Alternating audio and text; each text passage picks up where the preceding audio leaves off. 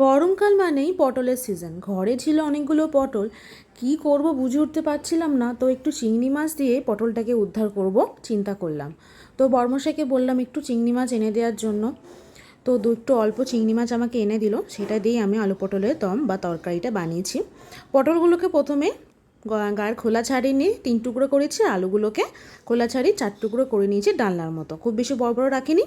আর চিংড়ি মাছটাকেও নুন হলুদ মাখিয়ে নিয়েছি, নিয়ে রেখে দিয়েছি। 2টো মিডিয়াম সাইজের পেঁয়াজ কুচিয়ে নিয়েছি, 3টে কাঁচা লঙ্কা নিয়েছি, 1 চামচ আদা বাটা, 1/2 চামচ রসুন বাটা, 2খানা টমেটো নিয়েছি যার পিউরি বানিয়ে নেবো, আর নিচে ধনে পাতা আর 100 গ্রাম মতো টক দই ফেটিয়ে নিয়েছি। এরপর কড়াইতে সর্ষের তেল গরম করে প্রথমে চিংড়ি মাছটা ভেজে নেবো। চিংড়ি মাছটা খুব বেশি লাল করে ভাজবার একদমই দরকার নেই, বেশি ভাজলে কিন্তু শক্ত হয়ে যাবে। একটু এপিট ওপিট করে আমি চিংড়ি মাছগুলো তুলে নেবো। ওই একই কড়াইতে আবার সামান্য পরিমাণে একটু আমি রিফাইন তেল দিয়ে দিয়েছি, নিয়ে এর মধ্যে দিয়ে দিয়েছি একটা তেজপাতা, একটুখানি দালচিনি, একটা এলাচ, একটু জিরে আর একটা শুকনো লঙ্কা। ব্যাস এই হচ্ছে ফোড়ন। নিয়ে এবার ভালোভাবে তেলের সাথে এটাকে ভেজে নিতে হবে। গন্ধ ছাড়লেই সঙ্গে সঙ্গে ওই মিহি করে কুচিয়ে রাখা পেঁয়াজটা আমি এবার দিয়ে দেবো। খুব বেশি লাল করে কিন্তু পেঁয়াজ ভাজার দরকার নেই, কেননা আলু পটলটাও পেঁয়াজের সাথেই ভাজা হবে। আগে থেকে আমি ভাজিনি, যেহেতু আলু আমার চন্দ্রমুখী আলু আর পটলটাও মোটামুটি কচি পটল, তাই একসাথেই দিয়ে দিয়েছি।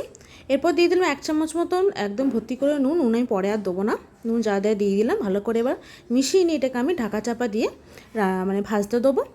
দেখো মোটামুটি আলু আর পটল অনেকটাই পেঁয়াজের সাথে ভাজা ভাজা হয়ে গেছে।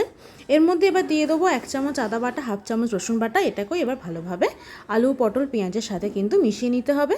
এরপর দিয়ে দেবো টমেটো পিউরিটা।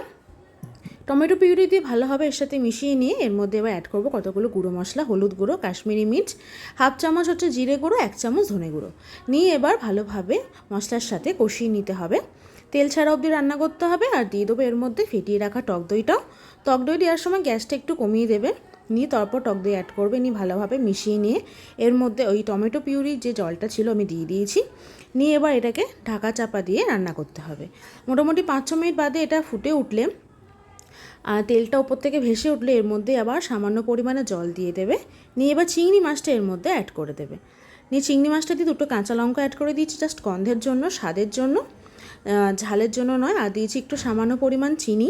নিয়ে ভালোভাবে মিশিয়ে দিয়ে ঢাকা চাপা দিয়ে মিডিয়াম ফ্লেমে 7 থেকে 8 মিনিট মতো রান্না করলেই কিন্তু আমাদের রেডি হয়ে যাবে আলু পটল চিংড়ির তরকারি। লাস্টে নামানোর আগে একটু গরম মশলা আর সামান্য ধনেপাতা ছড়িয়ে আমি এটা নামিয়েছি।